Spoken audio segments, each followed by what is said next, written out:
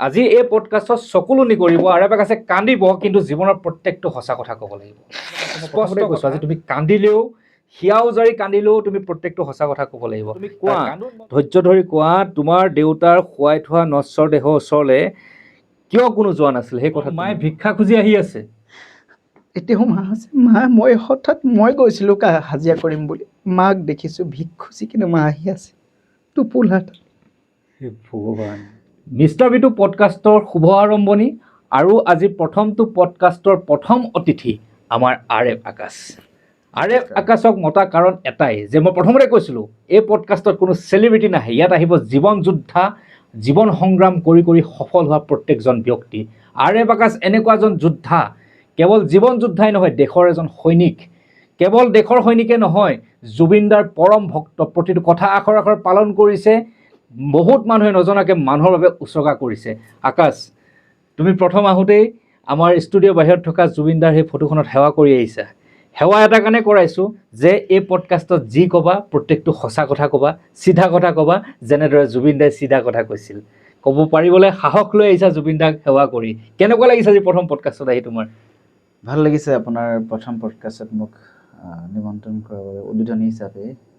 আৰু মই যি ক'ম সঁচা ক'ম, জুবিনদা আদৰ্শৰে অনুপ্ৰাণিতৰে মই যি ক'ম সঁচা ক'ম। এতিয়াতো RF আকাশৰ যি মই নথকাৰ অনুভৱ গীতৰ কথা সকলোৱে জানে, কিন্তু এজন সাধাৰণ গাঁৱলীয়া ল'ৰা আকাশ লয়িং, সেই আকাশ লয়িং সেই RF আকাশলৈ যোৱা যাত্ৰাটো কেনেদৰে সম্ভৱ হ'ল, কিমান ত্যাগ কৰিলে, জীৱনত কিমান ঘাত প্ৰতিঘাতৰ সন্মুখীন হ'ল, প্ৰত্যেকটো কথা আজি ফাদিল হ'ব। আৰু সেই কথা হয়তো অসমবাসী নাজানে। মই বহুত ইণ্টাৰভিউ দেখিছোঁ তোমাৰ আকাশ, তোমাৰ সেই ইণ্টাৰভিউবিলাকত কেৱল তোমাৰ গানটোৰ কথা সোধে বা জুবিনদাৰ লগত কেনেকুৱা চিনাকি কথা সেইবিলাক সোধে, কিন্তু আজি এইটো ইণ্টাৰভিউত তোমাক সোধা যাব তোমাৰ শৈশৱ কালৰ পৰা সেই যাত্ৰা, যি যাত্ৰাই তোমাক কন্দুৱাইছিল, হহুৱাইছিল, তুমি থমকি ৰৈছিলা, যি যাত্ৰাত তুমি বহুতো হেৰুৱাব লগা হৈছিলে, জীৱন মানে কি বুজি পোৱা হৈ গৈছিলা, যাৰ বাবে আজি তুমি বহুতৰ জীৱনৰ বাবে কাম কৰি আছা, জীৱনৰ যি তোমাৰ আৰ্জন হয় সেই পইচাৰ মানুহক বিলাই আছা। মই কৈছোঁৱেই, এই পডকাষ্টত সেইসকলে আহিব যিসকল প্ৰকৃত জীৱন যোদ্ধা, সেইসকল নাহে যি নেকি নিজৰ জীৱনটোহে কেৱল উপভোগ কৰিব জানে, সেইসকল নাহে। আনৰ জীৱনৰ বাবে চিন্তা কৰাসকল আহিব, আৰু RF আকাশ তেনেকুৱা এজনী যোদ্ধা। গতিকে এতিয়া RF আকাশৰ সেই কথাবিলাক আপোনালোকে জানিবলৈ হ'ব। পডকাষ্টটো প্ৰথমৰ পৰা শেষলৈকে চাব। এজন এনেকুৱা আজি যোদ্ধাক মই প্ৰতিষ্ঠা কৰিম অসমবাসীৰ আগত, আপোনালোকে শুনিলে আচৰিত হ'ব। আচ্ছা আকাশ, এতিয়া কথাটো হ'ল, তুমিতো এজন সাধাৰণ এজন মিচিং সম্প্ৰদায়ৰ ল'ৰা আছিলা ন?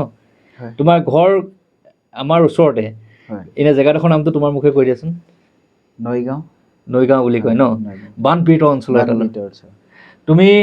তুমি কিমান বছৰ বয়সৰ পৰা ঘৰৰ পৰা আঁতৰি আছা? কিমান বছৰ বয়সত ঘৰৰ পৰা আঁতৰি? মই এতিয়ালৈকে আঁতৰা বুলি ক'লে, মই 2004 চনত জুবিনদাক যেতিয়া লগ পালোঁ, আৰু 2 চনত মই দেউতাক হেৰুৱাইছিলোঁ।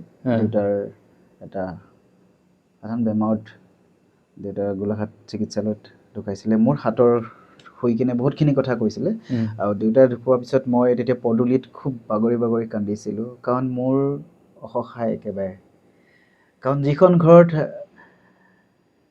এবেলা খালে দুবেলালৈ চিন্তা কৰিবলগীয়া হয়, আৰু উপাৰ্জনমুখী দেউতাৰে তাতে সৰু, আৰু দেউতা গুচি যোৱাৰ পিছত তো সেই ঘৰখনৰ পৰিস্থিতি কি হ'ব পাৰে আপুনি?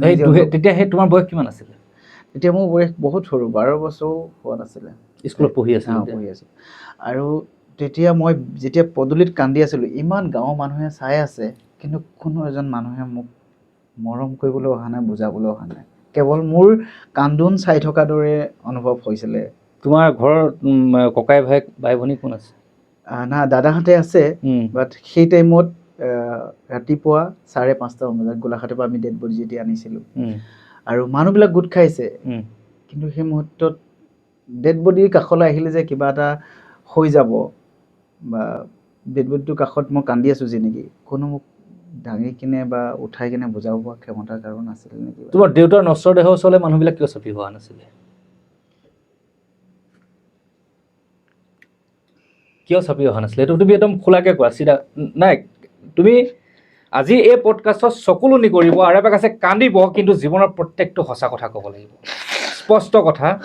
আৰে প্ৰকাশে কান্দিছে হিয়া ঢুকুৰি, কিন্তু প্ৰত্যেকটো স্পষ্ট আৰু চিধা কথা ক'ব জুবিন দাৰ দৰে। কাৰণ আৰে প্ৰকাশে মই প্ৰথমতে কৈছোঁ, আজি তুমি কান্দিলেও হিয়া উজাৰি কান্দিলেও তুমি প্ৰত্যেকটো সঁচা কথা ক'ব লাগিব। তাৰ কান্দোন বন্ধ কৰি মই আজি আপোনালোকক জনাম প্ৰত্যেকটো কথা, আৰু সেই কথাই অসমবাসীয়ে হৃদয় কঁপি যাব। মই জানো আৰে প্ৰকাশৰ নেপথ্যত এনেকুৱা এটা কাহিনী আছে, যিটো কাহিনী আচলতে অসমবাসীয়ে জনাটো বহুতে পৰিচিত। কাৰণ এইজন ল'ৰাই কিমান মানুহৰ বাবে কাম কৰিছে সেইখিনিলৈও যাম, কিন্তু এতিয়া মই তাৰ সেই কালৰ পৰা মই খুচৰিছিলোঁ। মই তুমি কোৱা, ধৈৰ্য ধৰি কোৱা, তোমাৰ দেউতাৰ শুৱাই থোৱা নশ্বৰ দেহৰ ওচৰলৈ কিয় কোনো যোৱা নাছিল, সেই কথা তুমি কোৱা। একচুৱেলি সেইটো মুহূৰ্তত চাইড মিচিং জাতি হিচাপে মোৰ বাইদেউলৈ একচুৱেলি বেলেগ কাষ্টলৈ বিয়া হৈছিলে। তোমাৰ বাইদেউ বেলেগ কাষ্টলৈ বিয়া হৈছিলে, আৰু সেইকাৰণে মানে তোমালোকক মানে দেউতাৰ নশ্বৰ দেহটোৰ ওচৰলৈ গাঁৱৰ মানুহ যোৱা নাছিলে? নশ্বৰতে মানে সেয়াই আৰু মানে সমাজৰ পৰা অকণমান বেলেগ দৃষ্টিয়ে চাই বা তেনেকুৱা ধৰণৰ গাঁওখনত শংকৰ সংঘৰ নতুন চিন্তাৰ ধাৰণাবিলাক পৰিৱৰ্তন হৈছিলে। আৰু মিচিং কাষ্ট হিচাপে একচুৱেলি বাইদেউ গাতো ভুল নাছিলে, বাইদেৱে লভ মেৰেজ কৰা নাছিলে, দুৰ্ভাগ্যবশতঃ সেইখিনি হৈ গ'ল। আৰু যেতিয়া বাইদেউ সেইখিনি হৈ যোৱাৰ পিছতো দেউতাক বহুত টৰ্চাৰ কৰিলে মানুহখিনিয়ে, বহুতখিনিয়ে ক'লে যে নহয় কেছ দি হ'লেও ৰিটাৰ্ণ কৰি আনিব লাগিব, মানে ছোৱালী ঘূৰাই আনিব লাগিব। ছোৱালীজনী বাইদেউ যদি লভ মেৰেজ হোৱা নাছিলে, বাইদেৱে নিজেই গৈছিলে নে লৈ গৈছিলে? একচুৱেলি বহুত দীঘলীয়া কাহিনী, এইটো লৈ যোৱাও নাছিলে। বাইদেৱে কিতাপ কিনিবলৈ গৈছিলে, আৰু আমাৰ ঘৰত এগৰাকী পেহী সম্বন্ধ লখিমপুৰৰ আঠচলৈ আছিলে, আৰু বাইদেউ কেতিয়াও ঘৰৰ পৰা আঁতৰি নাযায়।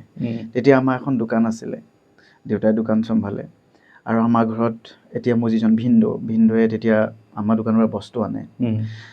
আৰু তেতিয়া বাইদেৱে মেট্ৰিক দিবৰ কাৰণে কিতাপ কিনিবলৈ গৈছিলে বিহৰা বজাৰত, নুমলীগড় বিহৰা বজাৰত। আৰু দেউতাই ক'লে ঠিক আছে, পেহী সম্বন্ধ যিগৰাকী মানুহ আমাৰ ঘৰত আঠচলৈ আছিলে, তুমি যোৱা লগত গৈ কিতাপখিনি কিনি আনি দিবা। আৰু পেহীয়ে এজোপা গছৰ তলত, বিহৰা বজাৰ ডাঙৰ বৰগছ এজোপা আছে, তাতে কিতাপ বিক্ৰী কৰে, আৰু সেইখিনিতে কিতাপ লৈ তাইক ৰাখি কিনে অলপ দূৰ ক'ৰবাত কিবা কামত ওলাই গৈছিলে চাগে, আৰু বাইদেৱে তাতে উচুপি কান্দি আছিলে, কাৰণ বাইদেউ প্ৰথম ওলাই গৈছে ঘৰৰ পৰা। আৰু তেতিয়া আমাৰ দেউতাৰ বন্ধু এতিয়া নাই, স্বৰ্গগামী হ'ল, নিৰঞ্জন পেগু বোকাহাতৰ, তেওঁ আহি হঠাৎ দেখিলে যে মাইনা তুমি ইয়াত কি কৰিছা? বোলে তাই মই ইয়াত কিতাপ কিনিবলৈ আহিছিলোঁ পেহী এগৰাকীৰ লগত, পেহী ক'ত গ'ল নাজানো, মই হেৰাই থাকি মোক লৈ যাওক। আৰু পেহীয়ে বাইদেউক লৈ গ'ল তাৱে আমডেঙালৈ লৈ গ'ল বোকাহাটৰ। তাৰপাছতে অলপ পিছত পেহীগৰাকীয়ে নাপালে বিচাৰি ঘৰত আহি কিনে 4টা বজাত আহি কান্দি কান্দি ক'লে যে লাৱণ্য ঘৰত নাই, কি কয় বজাৰত নাই, হেৰালে তাই। তেতিয়া দেউতা মা চিঞৰ বাখৰ লাগি গ'ল। আৰু তেতিয়া আমাৰ ঘৰলৈ কি হয়, বজাৰ যিবিলাক বস্তু বাহনি নিয়ে হ'লচেলত কিবা কিবি লৈ যায়, দোকান আছিলে, গতিকে সেই দোকানৰ যিখিনি মানুহ আহে, আৰু আমাৰ ঘৰতো বহুতখিনি তেনেধৰণৰ ভাল ভাল মানুহখিনি আমাৰ লগত, দেউতাৰ লগত ভাল সম্পৰ্ক, য'ত নেকি সেই মুহূৰ্তলৈকে মই এটা হৰলিক্স নহ'লে ৰাতি শুই নুঠোঁ তাৰমানে ৰাতিপুৱা, তেনেকুৱা পৰ্যায় ঘৰৰ প্ৰথম পৰ্যায়টো ভালেই আছিলে। তাৰ পাছতে সেই মানুহখিনিয়ে গধূলি আহিলে, আহি আপোনাৰ দোকানলৈ যিখিনি মানুহ আহে বস্তু নিবলৈ, তেওঁলোকক প্ৰথমতে চাব লাগিব। আমাৰ ঘৰলৈ তেতিয়া টাইমতে অলপ শাসন ভাৰবিলাক বেলেগ আছিলে অসমত, আৰু আমাৰ দেউতাকো ভাল পায় বিজনেছমেন হিচাপে। তেতিয়া আমাৰ ভিনদৌক মানে খুব ধৰি লৈ পিটিলে, তুমি আহা এৰালে, গতিকে তোমাৰে কাম হ'ব। তাৰমানে সেই মানুহজনকে ছাছপেক্ট কৰি ল'লে। আচ্ছা। এতিয়া ভিনদৌৱে ক'লে যে মোক মাৰিলে হয়, মই একো কৰাই নাই, মই খবৰ ল'বলৈহে আহিছিলোঁ, আৰু তাই য'তেই থাকক মই বিচাৰি উলিয়ামেই। ভিনদৌ বিচাৰিছে, আমিও বিচাৰিছোঁ, এতিয়া ভিনদৌ, তেতিয়া ভিনদৌ নহয়, তেতিয়াতো প্ৰশান্ত দা বুলি কওঁ, তো দাদা বুলি মাতোঁ। আৰু চবেই বিচাৰিছে। এটা সময়ত ভিনদৌ আইডিয়াটো ঠিকেই থাকিলে যে তাত হ'বগৈ পাৰে, আৰু ভিনদৌৱে গ'ল, ভিনদৌক চিনিয়ে পায়, ঘৰ লোৱাৰ নিচিনাকৈ মৰম কৰে। মানে তোমাৰ বাইদেউ নজনাকৈ মানে আমটেঙা পেহী ঘৰলৈ গুচি গ'ল, তাৱৈ ঘৰলৈ গুচি গ'ল, মানে মানুহে গমেই নাপালে। তেতিয়া মোবাইল চোবাইলো নাই। আৰু সেইটো কাৰণে মানে ইয়াত কৰিলে যে ছোৱালীজনী নাই, আৰু ইয়াত ছাছপেক্ট কৰিলে যে কাৰোবালৈ পলাই গ'ল, আৰু গাঁৱৰ মানুহে ভাবিলে যে তোমালোকৰ লগত যোন ঘনিষ্ঠ তেওঁৰ লগতে পলাই গৈছে, আৰু তেওঁ যিজন ভিনদৌ এতিয়া হৈছে তেওঁৰ লগতে ছাছপেক্ট কৰিলে, আৰু তেওঁ জানে যে তালৈ গৈছে বুলি, তেওঁ বিচাৰি পালেগৈ। তাৰমানে বিচাৰি কিনে লৈ আহিলে, ঘৰত বিচাৰিছে, বিচাৰি চবেই কান্দি আছে, ভিনদৌৱে লৈ আহিলে। আৰু ভিনদৌৱে লৈ আহি কিনে বাছ ষ্টেণ্ডত আমাৰ চাৰিআলিত নামিছিলে, মহামুখ চাৰিআলিত তেতিয়া বহুতে ক'লে, কাৰণ আনিছে যেতিয়া একেলগে নামিব না, তেতিয়া বহুতে ক'লে যে এইয়া ছোৱালী ইয়ে নিছিলে ইয়ে পলাই, তেতিয়া উল্টা হৈ গ'ল কেছটো। তাৰপিছত কেছ দিয়া দি হৈ গ'ল, কেছ দিয়া দি হৈ বহুত মাৰপিটো লাগিলে, আৰু তেনেকৈ কেছ দি কিনে পিছত যেনিবা জিকাটো আমাৰ পক্ষই জিকিলে। মানে তোমালোকৰ যিজন এতিয়া ভিনদেউ তেওঁ বেলেগ কাষ্টৰ আছিল, বেলেগ কাষ্টৰ আছিল, আৰু সেই কাষ্টিজিমৰ কাৰণেই তোমালোকৰ গাঁৱৰ মানুহে তোমালোকক অৱজ্ঞা কৰিব ল'লে। অৱজ্ঞা মানে আমাৰ গোটেই মাটি সম্পত্তি যিমানখিনি দেউতাক বিক্ৰী কৰাবলগীয়া হ'ল, যিমানখিনি কেছ খেলিবলগীয়া হ'ল, আজি সেইখিনি যদি উঠাই নিদিলেহেঁতেন, যে গাঁৱৰ পৰা আমি বেলেগ কৰি দিম, একোখৰীয়া কৰি দিম, নহ'লে ছোৱালী লৈ আহ, মাটি বিক, গৰু বিক, সম্পত্তি বিক, সেই গোটেইবিলাক বিকি কিনে যেতিয়া আমি একেবাৰে অৱস্থা কাঢ়িল হৈ গ'ল, পিছত লাষ্টত দেউতাই আনকি মই এটা কৈছোঁ, আটাইতকৈ শেষ ব্যৱসায়ী বুলি ক'লে চুলাই মদৰ ব্যৱসায়ী হয়। আৰু সেইখন দোকানো শেষ হৈ গ'ল, গোটেই কমপ্লিটলি শেষ হৈ গ'ল। মই নিজ চকুৰে, মোৰ দেউতাৰ লগতে মই আছিলোঁ, লাষ্ট এণ্ডিঙত দেউতাই চুলাই বেপাৰ কৰিবলৈ আৰম্ভ কৰিবলগীয়া হৈছিল। মানে ভাল পথৰ পৰা বেয়া পথ ল'বলৈ বাধ্য কৰিলে সমাজে। এইখনেই হ'ল সমাজ ব্যৱস্থা।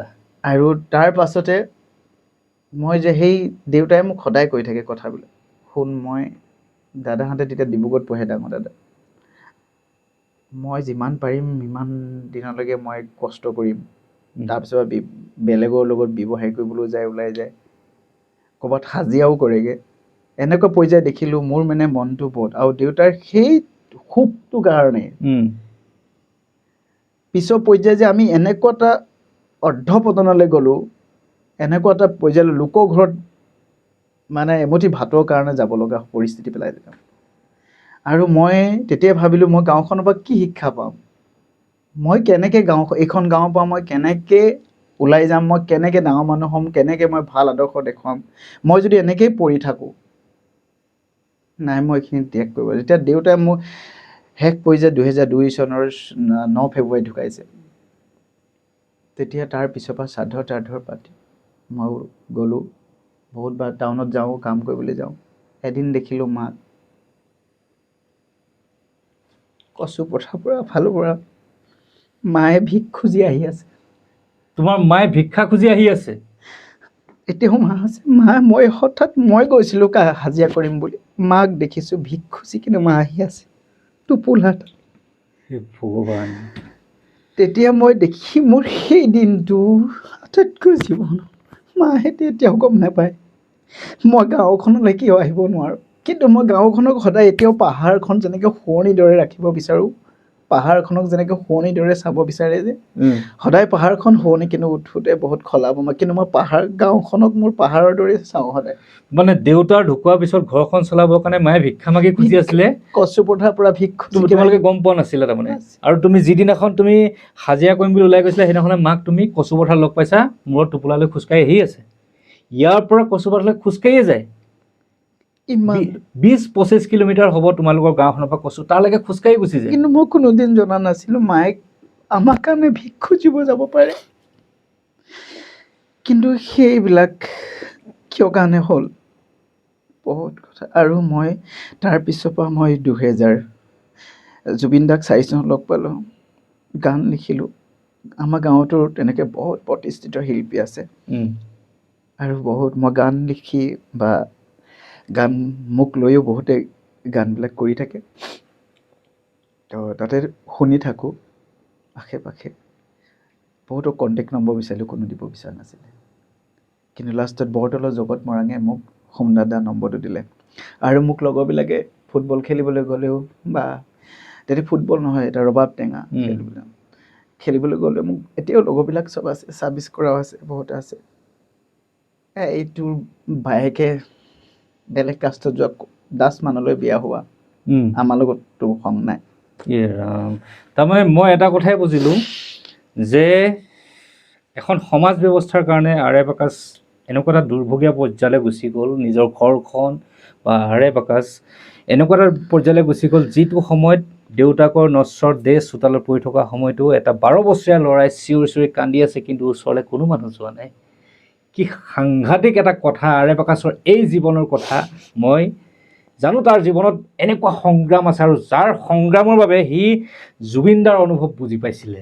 জুবিন দাৰে যিটো গীত লিখিছিলে মই নথকাৰ অনুভৱ, এনেকুৱা এজন মানুহে তেনেকুৱা ধৰণৰ এটা চিৰসেউজ গীত লিখিব পাৰে যি জীৱনত পোৱাতকৈ হেৰুৱা সংখ্যা বেছি। ভাবি চাওক, সেই দৃশ্যটো এবাৰ কল্পনা কৰি চাওক, দেউতাকৰ নশ্বৰ দেহৰ ওপৰত 12 বছৰীয়া এটা ল'ৰাই চিঞৰি চিঞৰি কান্দি আছে, আৰু সেই কান্দাৰ পৰা সেই নশ্বৰ দেহৰ পৰা আঁতৰাই নিবলৈ কোনো মানুহ তাৰ ওচৰলৈ অহা নাই। কল্পনা কৰি চাওক কেনেকুৱা এটা দৃশ্য হ'ব পাৰে। সেই ল'ৰাটোৱে হ'ল R.F. আকাশ, আৰু সেই 12 বছৰৰ পৰাই R.F. আকাশৰ জীৱন যুদ্ধ চাগে বেছিকৈ আৰম্ভ হৈ গৈছে ন। তুমি কিমান তেতিয়া চাগে যেতিয়া তুমি হাজিৰালৈ ওলাই গৈছা তেতিয়া মই বয়স চাগে 12-13 বছৰ। এতিয়াও আছে মই হাজিৰা কৰা যিকেইঘৰ মানুহ, তেওঁলোকে মোক বহুত হেল্প কৰিলে। বামুণ সম্প্ৰদায়ৰ মানুহ, কিন্তু একচুৱেলি বামুণ সম্প্ৰদায়ৰ মানুহে আমি শুনিছিলোঁ কি উপপাৰ দিয়ে, চুই নিদিয়ে, পানী ছিটিয়াই দিয়ে।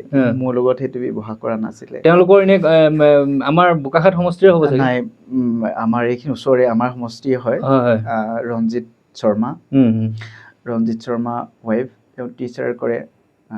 মোক যথেষ্ট যেতিয়া দেখিলে পঢ়া। তুমি এতিয়া হাজিৰা কৰিবলৈ যোৱা বয়সটো কিমান আছিলে তোমাৰ? তেতিয়া সেই আৰু বহুত সৰু আছিলা মই। নহয় 12 বছৰ তোমাৰ দেউতা ঢুকাইছে, যেতিয়া তুমি 13 বছৰ তুমি হাজিৰা কৰিবলৈ গৈছা, আৰু তুমি তেতিয়া স্কুলতো পঢ়ি আছা। তেতিয়া তুমি কিমান ক্লাছত আছিলে 12-13 বছৰ? 5-6 মানত হ'ব? 5-8 তেনেকৈ আছিল। 5-6 তেনেকুৱা 5-6ত পঢ়ি থকা ল'ৰা এটাই তেতিয়া সেইটো সময়ত দিন হাজিৰা কৰিবলৈ যায়। তুমিতো গাঁৱৰ পৰা কমপ্লিট ছেপাৰেট হৈ গুচি আহিব লগা হ'ল। ছেপাৰেট হৈ যোৱা কাৰণটোৱে আছিলে সেইটোৱে, মানে বহুত মনত যিখিনি দুখ কষ্ট সেইখিনি আনক দেখুৱাই লাভ নাই, আনে সুযোগহে লয়। নিজৰ বাবে নিজে যুঁজিব লাগিব। মই যেতিয়া গম পালোঁ যে মই এই দেউতা গুচি গ'ল, যেতিয়া মই অকলশৰীয়া যুঁজি যাম মই। কিন্তু এদিন মই এই গাঁওখনৰ কাৰণে সুনাম কঢ়িয়াই কেনেকৈ আনিব পাৰিম, আৰু সুযোগ্য সন্তান হিচাপে মই গাঁওখনৰ কাৰণে কেনেকৈ পৰিচয় দাঙি দিব পাৰিম। কিন্তু মোক সেইখিনি দিলে মই গাঁওখনক কোনোদিন বেয়া নাপাওঁ। গাঁওখন সেইখিনি নিদিয়া হ'লে, সেই দুখ কষ্ট নোপোৱা হ'লে আজি আকাশ R.F. আকাশ নহয়। এতিয়াও অলপ দিনৰ আগতে এটা অনুষ্ঠান হৈ গৈছে ইমান ডাঙৰকৈ, প্ৰত্যেকে আজিকালিতো online system, Google pay' online কৰি আছে, মই চাই আছোঁ। কিন্তু চবেই মোক ফোন কৰিছে যে আপুনি অলপ হেভি এমাউণ্ট এটা দিব।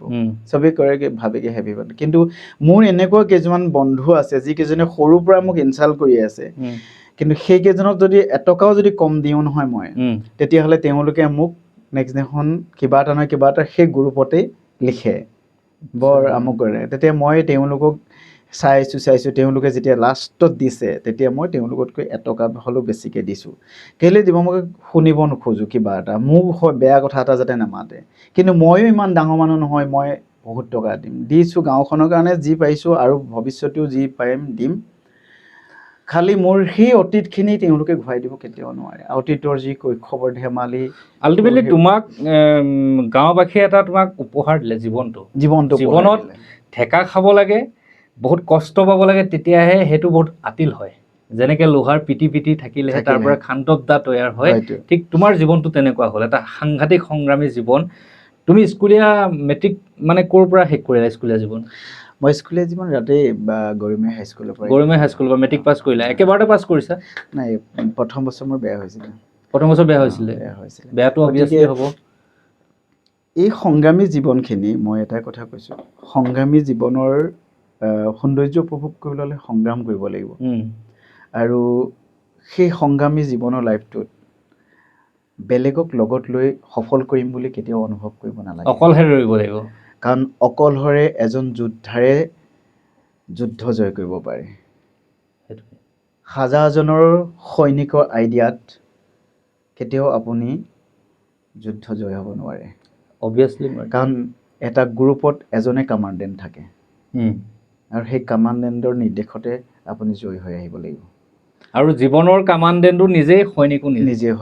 এনেই তুমি আজি এজন তুমি মই কৈ দিছোঁ, তেওঁ এজন বায়ু সেনা বাহিনীৰ এজন মানে সৈনিক হয়, কিন্তু তোমালোকৰ যি বায়ু সেনা বা যি আমাৰ ডিফেন্স ছিষ্টেমৰ কামাণ্ডেণ্ট থাকে, কামাণ্ড দি পেলাই যুদ্ধখন জয় কৰে। কিন্তু জীৱনৰ যুদ্ধখন জয় কৰিবৰ কাৰণে কামাণ্ডেণ্টটো নিজে হ'ব লাগিব, সৈনিকো নিজে হ'ব লাগিব, হয়নে? আৰু তাত চবতকৈ ডাঙৰ কথা হৈছে কি, যিখিনি ভক্তি, যিখিনি মৰম, আৰু যিখিনি শিক্ষা পোৱা যায়, মই যিখিনি সৰুতে পালোঁ, যেতিয়া মই কৈছিলোঁ পদূলিত বাগৰি আছিলোঁ, তেতিয়ালৈকে কেৱল ৰাস্তাৰ পৰাহে চাই আছে লাইন লাগি, কোনো মোক বুজাবলৈ অহা নাই। পাছত আহিছে, পাছততো শেষ পৰ্যায় কি লাষ্টৰ কাম কাজখিনি কৰিছে। আৰু মই আনকি দেউতা শ্ৰাদ্ধ পাতিবৰ কাৰণেও আজিও আমাৰ গোলাঘাট ডিষ্ট্ৰিক্টৰ ৰমেশ শইকীয়া, জিতেন গগৈদেৱ আছে আৰু মোহন দা আছে। তেওঁলোকে মোক শ্ৰাদ্ধ পাতিবৰ কাৰণে মোক টকা দিছিলে। তেওঁলোকতো তোমালোকৰ গাঁৱৰ নহয়? গাঁৱৰ নহয়, বহুত দূৰৰ। আৰু তেওঁলোকে মোক, মই ফুটবল খেলি ভাল পাইছিলোঁ, তেওঁলোকে এখন প্ৰীতি ফুটবলত মোৰ লগত লগ হৈছিলে আৰু তেতিয়া তেওঁলোকে সেইখিনি সহায় হাত আগবঢ়াইছিলে। আজিও স্মৰণ কৰোঁ ৰমেশ দাক, মোহন দা মোৰ একেবাৰে ভাতৃত্ব দাদাৰ দৰে। আৰু জিতেন গগৈদেৱ এতিয়াও মোৰ লগত ভাল, ফোন কৰিয়ে থাকে। কিবা কিবি মেডিকেলত পেচেণ্ট গ'লেও পৰা পঠালেও মোক কয়, ফোন কৰি দিয়ে। গতিকে সেই সংগ্ৰাম জীৱনত যিখিনি মানুহে তাৰ পিছৰ পৰ্যায়ত মোক মৰম দিলে আৰু যিখিনি ঘাত প্ৰতিঘাত পালোঁ, সেইখিনিক মই নেগেটিভ মাইণ্ডে লোৱা নাছিলোঁ। পজিটিভ মাইণ্ডে লৈ কিনে মই আজি যদি মই গাঁওখনৰ পৰা সেই দুখ কষ্ট যদি মই সেই টাইমতে সঁচাকৈ সিহঁতৰ লগত সমানে খেলিবলৈ পালোঁহেঁতেন, সমানে খাবলৈ পালোঁহেঁতেন, সমানে যদি এখন চকীত বহিবলৈ পাৰিলোঁহেঁতেন, হয়তো মই আজি এইখিনি নহ'লোহেঁতেন। কাৰণ সেইকণ যিখিনি মই পৰিস্থিতিৰ সন্মুখীন হৈ আহিলোঁ, সেইখিনিয়ে মোক বহুত ডাঙৰ এটা শক্তি দিলে। আৰু শক্তি পাবলৈ হ'লে আমি তেনেকুৱাতে মানে সংঘাত বা তেনেকুৱা উজুতি খাবই লাগিব। অবভিয়াছলি সেইটোতো মানে তোমাৰ জীৱনৰ টাৰ্ণিং পইণ্টটোৱে নিজৰ মানে মানুহখিনি আনিলে, ওচৰৰ মানুহখিনি আনিলে। আৰু তাৰপিছত তুমি মেট্ৰিক পাছ কৰিলা, মেট্ৰিক পাছ কৰি পেলাই তুমি মানে প্ৰথম বছৰটো কৈছে আৰে প্ৰকাশে মেট্ৰিক বেয়া কৰিছিলে, কাৰণ জীৱনৰ এনেকুৱা এটা ধুমুহা পাৰ হৈ গৈছিলে যিটো জীৱনত বেয়া কৰিছিলোঁ। মানে সেই টাইমত ফাৰ্ষ্ট ডিভিজনৰ মাৰ্ক পাই বেয়া কৰিছিলোঁ এখন ছাবজেক্ট। মই আৰু মোৰ সহপাঠী য'ত নেকি আমি দুটা বেষ্ট ষ্টুডেণ্ট আছিলে তেওঁ, তাই আৰু মই দুয়োটাই বেয়া কৰিছিলোঁ। আৰু তাৰপিছৰ পৰা আমাৰ বেয়া হ'বলগীয়া হেৰি হোৱা নাই, কাৰণ কেলৈ ফাৰ্ষ্ট পজিশ্যনত পাই গেপছ মাৰ্ক নাপায়। আৰু সেইটো পজিশ্যনৰ কাৰণে আমি বেয়া কৰিছিলোঁ। আৰু পিছৰ পৰ্যায়তো কি আৰু যেতিয়া তাৰপিছৰ পৰা নেক্সট জুবিন দাক পালোঁৱে। কিন্তু তুমি মেট্ৰিক পাছ কৰাৰ পিছতে জুবিন দাক লগ পাই গ'লা নেকি? নাই, মেট্ৰিক পাছ কৰাৰ পিছত নহয়, জুবিন দাৰ আগতে মই গান লিখোঁ। তেতিয়াৰ পৰাই মই গান লিখিছোঁ বহুত সৰুৰ পৰা, আৰু কবিতা লিখিছোঁ, য'ত শিক্ষাই মূল্য, শিক্ষাই গুণ, শিক্ষাই দেশত পোহৰ। এতিয়াও মোৰ যিজন দাদা নন্দ লয়িং, তেওঁ এজন বহুত মানৱতাশীল ব্যক্তি আছিলে, নাই এতিয়া। তেওঁ ইংলিছ টিচাৰ আছিলে। তেওঁ মোক কৈছিলে কথা এটামান, যে তুমি এদিন বহুত এটা ভাল নাম কৰিব পাৰিবা। সেই কথাখিনি তেওঁ মোক তেতিয়াতে কৈ কিনে সেই টাইমত এক্ৰিম বহি ফ্ৰীকৈ দিছিলে। তেতিয়া এক্ৰিম বহি দিয়া মানে বহুত ডাঙৰ কথা, আৰু বহুত ডাঙৰ কথা। আৰু তেওঁ দিয়াৰ পিছত তেতিয়া মই আমাৰ ওচৰতে দাদা, মোৰ বৰ্তা ল'ৰা ললিত চন্দ্ৰ লয়িং, তেওঁ বগীতৰা স্ৰষ্টাৰ হয়, বগীতৰা গীতটো। তেওঁ হাৰমনিয়ামখন লৈ কিনে গান লিখে। তো তেতিয়া মই দাদাই মাতে সন্ধিয়া আচোন, মই আহোঁ।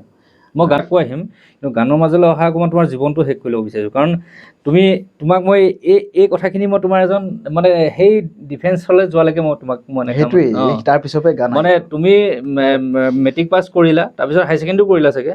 হাই ছেকেণ্ডেৰী কৰিলোঁ। মানে এইখিনিয়ে হ'ল মানে সেই পৰ্যায়টোৰ পৰা আহি কিনে মই যেতিয়া তোমাৰ মানে পঢ়ি থাকোঁতে গানৰ সাধনা আছিলে, স্কুলীয়া শিক্ষাও আছিলে, দুইটা আগুৱাই লৈ গৈছা গোটেইখিনি। কিন্তু তুমি দেশৰ সেৱাৰ বাবে তুমি আগৰ পৰাই তোমাৰ মনত ভাব আছিলে নে? সৰুৰ পৰা এটা সপোন আছিলে। আচ্ছা।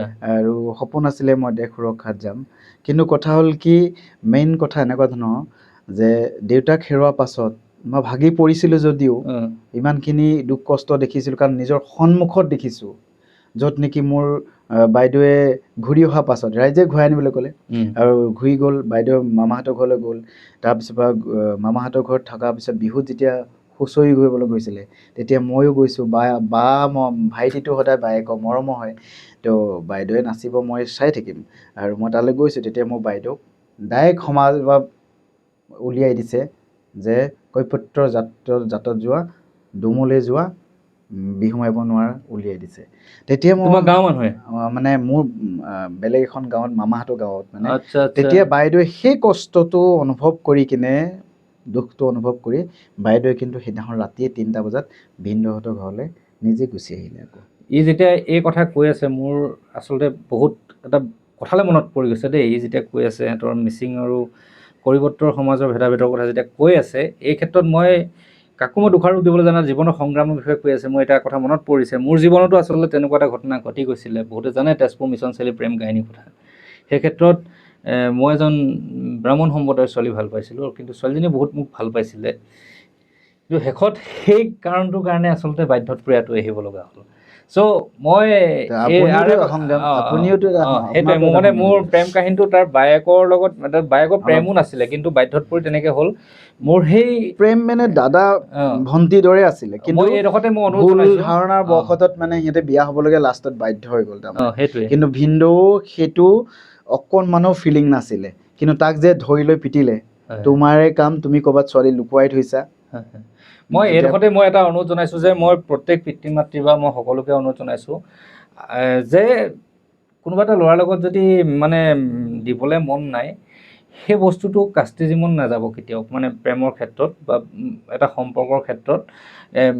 বেলেগ অন্য কাৰণত যদি মানে ধৰি লওক আঁতৰাই আনিব বিচাৰে বেলেগ কথা, কিন্তু এনেকুৱা ধৰণৰ ইছ্যু লৈ পেলাই যদি মানুহৰ মাজত এটা সম্পৰ্ক ভেদাভেদ হয়, তেতিয়াহ'লে আমাৰ যিটো আমি অসমীয়া শব্দটো, সেই শব্দটো নাইকিয়া হৈ যাব। এইটো বহুত ডাঙৰ কথা। আজি আৰএফ আকাশ বা মিষ্টাৰ বিটুৱে যিখিনি কাম কৰি আছোঁ, সেইটো আচলতে জাতি ধৰ্ম বৰ্ণ নিৰ্বিশেষে আমি কাম কৰি আছোঁ।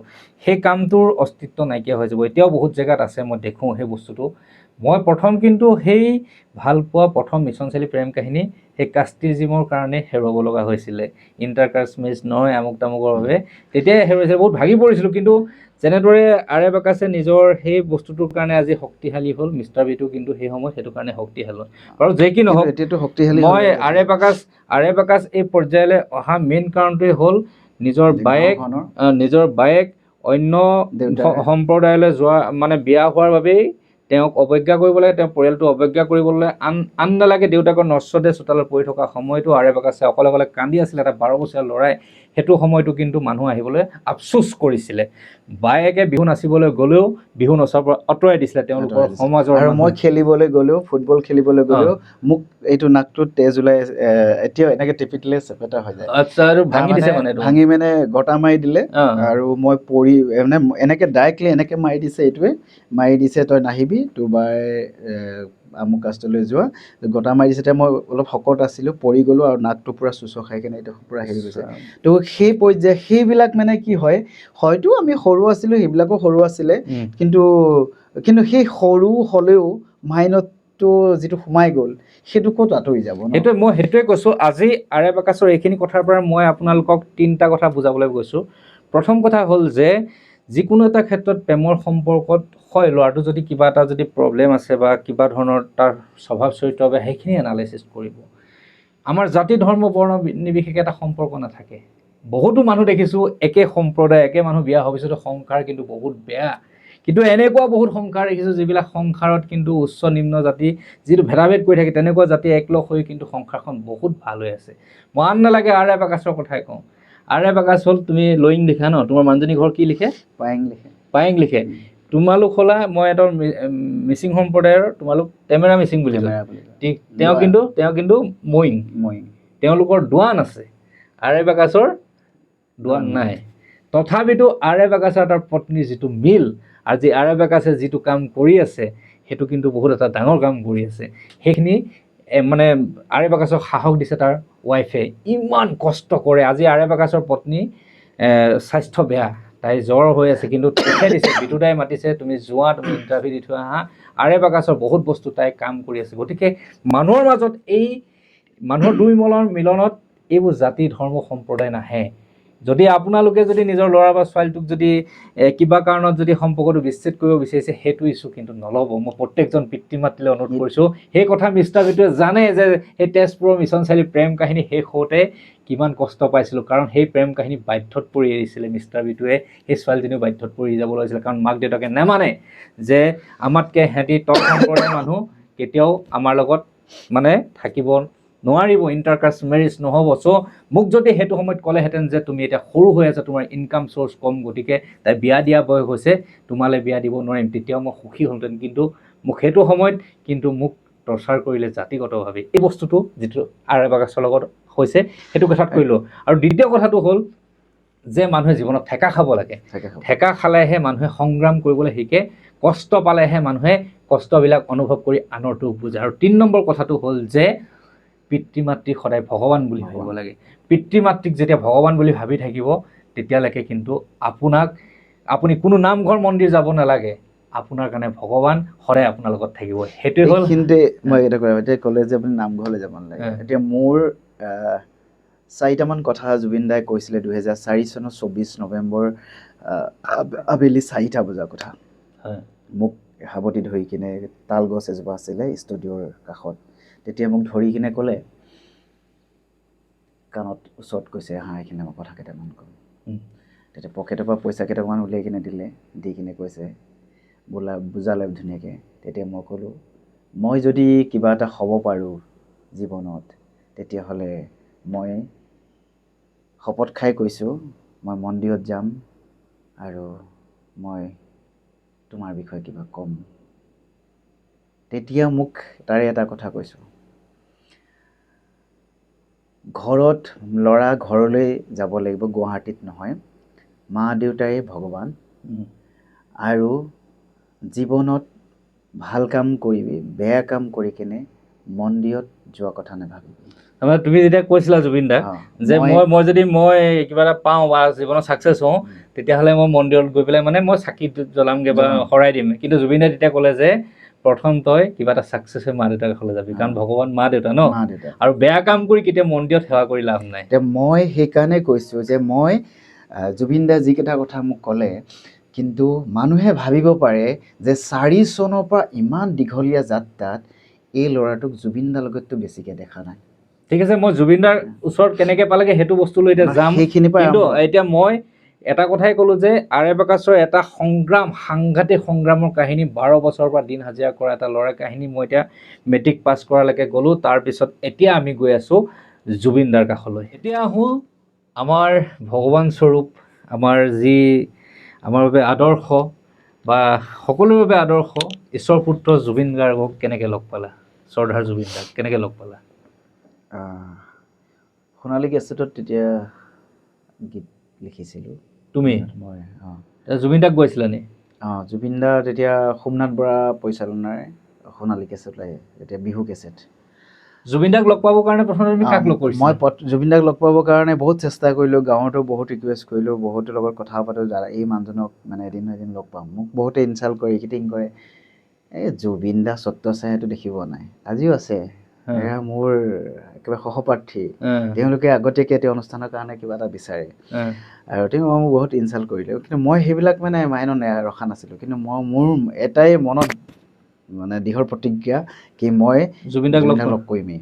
কাৰণ সেই ভূপেন হাজৰিকাৰ দেখিছোঁ, জয়ন্ত হাজৰিকাৰ গান শুনিছোঁ, ভূপেন হাজৰিকাকতো দেখি থাকোঁ, আৰু তেতিয়া মই আৰু এটা কথা, দেউতা মৰাৰ পাছত মই এটা গান আমাৰ এতিয়াও আছে, কিনেশ্বৰ, সি ট্ৰেক্টৰ চলায়, কিনেশ্বৰ ঘৰত টেপ এখন বাজি থাকে, তেতিয়া মই এঘৰ মানুহৰ ঘৰত আলু নিয়াই দিবৰ কাৰণে ক'লে যে তোমাক কিবা এটা দিম, আলুখিনি নিয়াই দিবা। তেতিয়া মই কোৰখন লৈ কিনে গৈছোঁ, আৰু যাওঁতে তেতিয়া মই শুনিছোঁ, ধনৰ গৰাকী নহ'লো বুলিয়ে তাতেনো কিহৰে দুখ, দুবাহু বলেৰে চৰম কৰিম গোচামে পেটৰে ভোক। এই গানটো যেতিয়া শুনি মই থমকি ৰৈ গ'লোঁ, আৰু ৰৈ যোৱাৰ পিছত মই আকৌ ঘূৰি আহিলোঁ, ক'লোঁ বৌ টেপত বজাই আছে ন, এই গানটো শুনিবৰ কাৰণে মই আকৌ আহিব পাৰিমনে? যিমানবাৰ মন যায় সিমানবাৰ শুনিবৰ কাৰণে আহিব পাৰিবা তুমি, কাৰণ পাৰ্মিশ্যনটো এইটো কাৰণেই লৈছোঁ, আমি সমাজৰ এলাগী এটা পৰিয়াল হৈ আছোঁ। তেতিয়া সেই গানটো তোমাৰ কাৰণে এটা মানে শক্তি হ'ব। আৰু তাৰপিছৰ পৰা মই গানটো শুনো, তেনেকুৱাতে জুবিন দাৰ গানবিলাকো বাজি থাকে, ময়েই দেখোন নচলি দীঘল, ইমান সুন্দৰ, ইমান প্ৰনাউন্সিয়েশ্যন ভাল, আমাৰ ট্ৰাইবেল মানুহবিলাকতো এনেও প্ৰনাউন্সিয়েশ্যন ঠিক নহয়, তাতে ইমান শৈলী কণ্ঠ, ভগৱানৰ দৰে কি সুন্দৰ কণ্ঠ, অন্তৰ আত্মা স্পৰ্শ কৰি গৈছে, আৰু মানে গাৰ নোম শিয়ৰি উঠা মানে কি আৰু ব্লাড স্পৰ্শ কৰি গৈছে। মোৰ ধৰ্ম নাই, মই এটা কথা কওঁ, তেতিয়াৰ পৰাই মোৰ ধৰ্ম নাই। মোৰ ধৰ্ম এটাই, তেজেই মোৰ ধৰ্ম।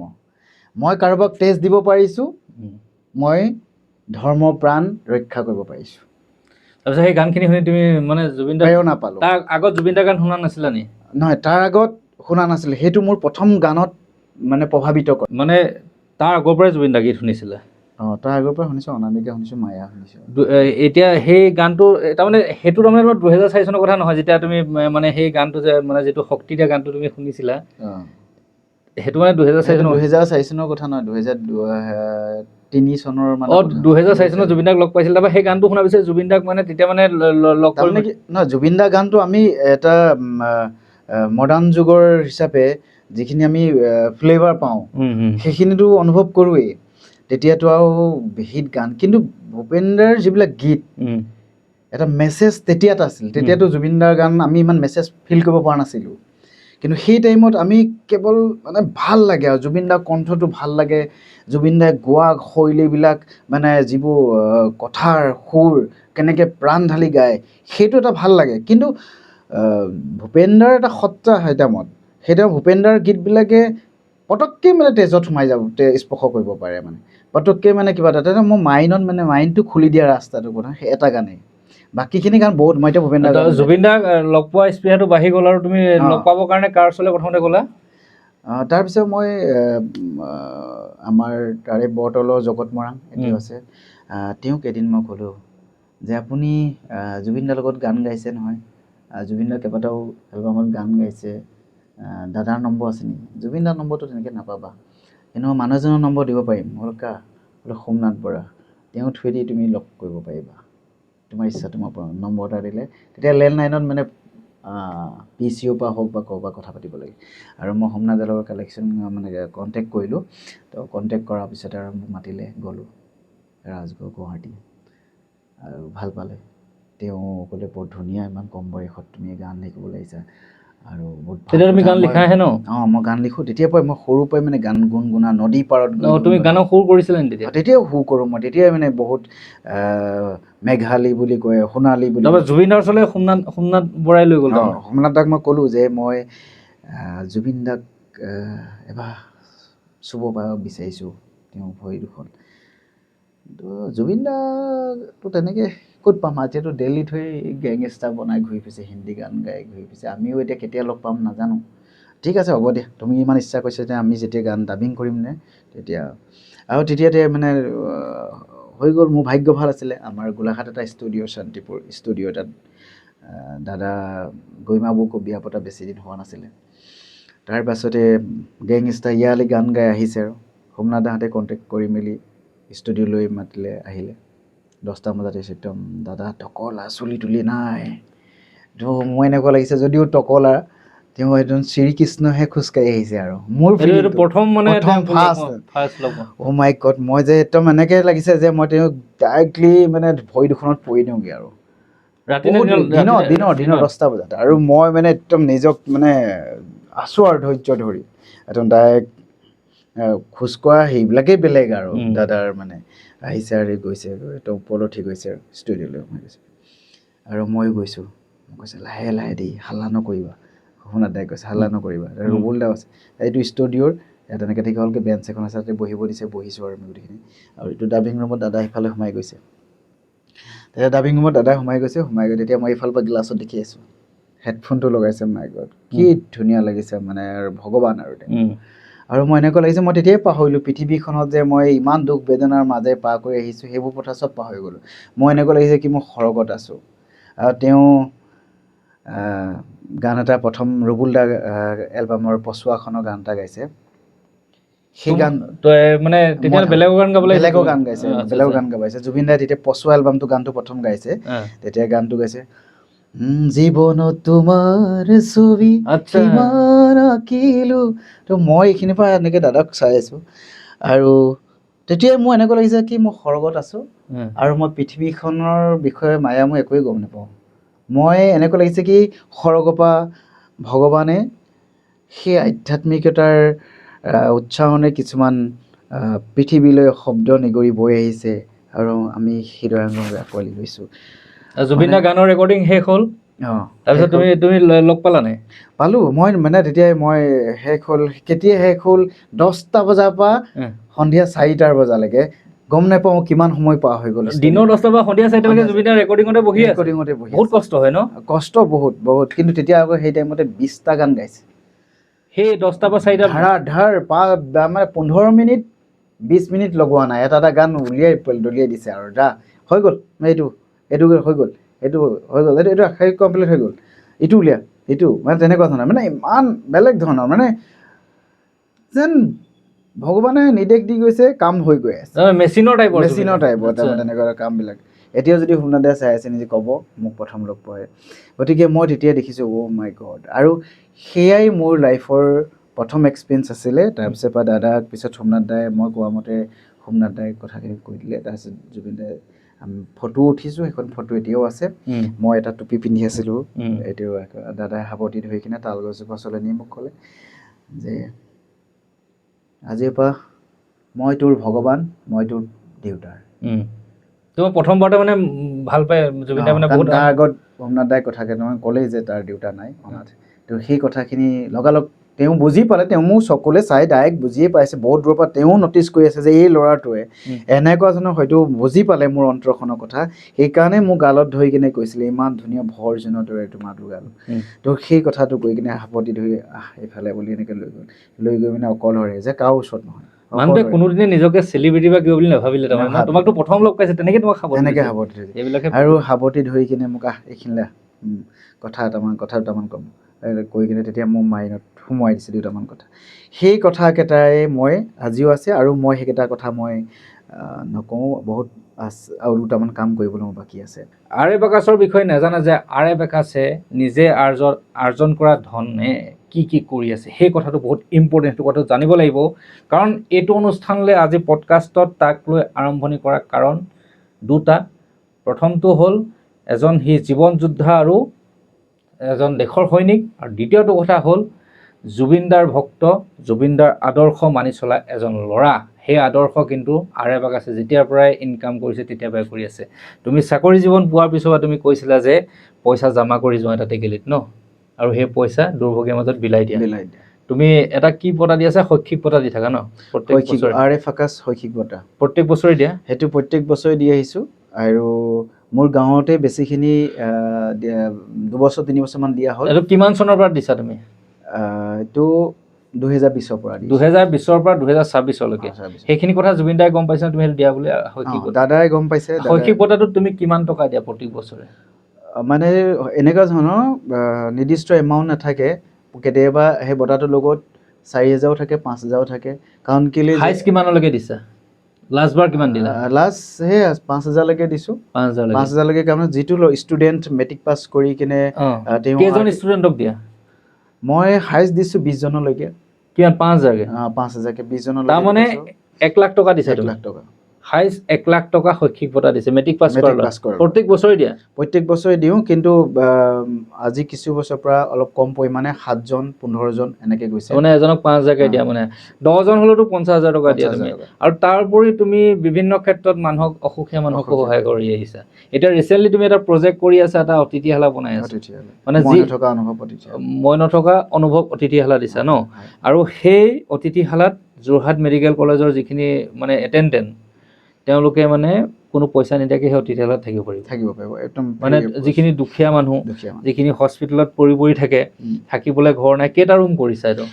সেইটো প্ৰজেক্টটো আপোনাৰ 3 মহলীয়ালৈকে হ'ব, আৰু এটা ৰুমতে কমচে কম 20খন বিচনা হ'ব। এটা ৰুমত? মানে এটা ৰুমত। মাটি নিজে কিনি ল'লা? নিজে কিনা মাটিখিনি। যোৰহাটৰ কোন জেগাত? যোৰহাটৰ ৰৰৈয়াত হ'ব। মানে ৰৰৈয়াৰ পৰা তালৈ মেডিকেল কলেজলৈকে 5 কিলোমিটাৰো নাই। আৰু মই মানে কি হয়, যেতিয়া মোক কোনোবা আত্মীয়, লগৰ বন্ধু কোনোবা এডমিট হ'লে, মোক যেতিয়া মেডিকেললৈ মাতে বিতুদা, তেতিয়া মই যাওঁ।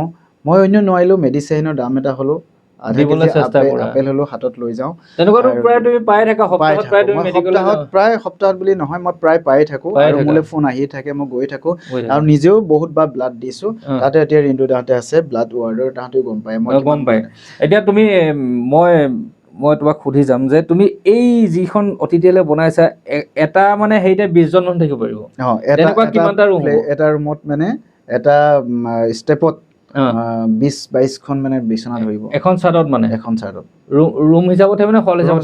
হল হিচাপতে থাকিব, আৰু বিচনা থাকিব, আৰু লেট্ৰিন বাথৰুম থাকিব এক্সট্ৰাকে তাত ধুনীয়াকৈ শুব পাৰিব, থাকিব পাৰিব।